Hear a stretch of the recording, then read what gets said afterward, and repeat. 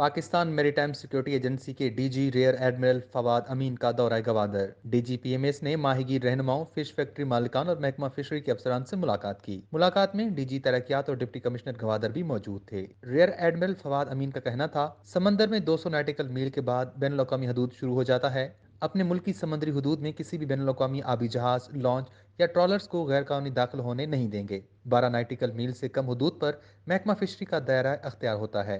پاکستانی سمندری حدود میں مچھلی کے شکار کے لیے کسی بھی ٹرالر یا لانچ کو لائسنس جاری نہیں ہوا ہے۔ ان کا کہنا تھا کہ 12 نیٹیکل سے کم حدود میں غیر قانونی فشنگ کی روک تھام کے لیے بھی پاکستانی میری time security agency fishery department کی مدد کر رہی ہے۔ چند روز پہلے پی ایم ایس اے اور محکمہ فشری نے مشترکہ کارروائی میں 4 ٹرالرز اور عملے کے 80 لوگوں کو تحویل میں لیا تھا۔ D G P M S A نے کہا کہ گہرے سمندر میں غیر قانونی سرگرمیوں اور ملکی حدود میں بین الاقوامی جہازوں اور لانچوں کے داخلے کو روکنا ہے۔ پی ایم ایس اے متعدد بار مقامی ماہی گیر کشتیوں کو مصیبت کے وقت سمندر سے بحفاظت نکالنے کے کام بھی سر انجام دے چکی ہے۔ مصیبت کے وقت جب بھی مقامی ماہی گیروں نے مدد کے لیے پکارا ہے تو پی ایم ایس اے کو اپنے درمیان پایا ہے۔ انہوں نے کہا کہ غیر قانونی ٹرالنگ کی روک تھام کے لیے تمام سمندری فورسز محکمہ فشری کی مدد کر رہی ہے۔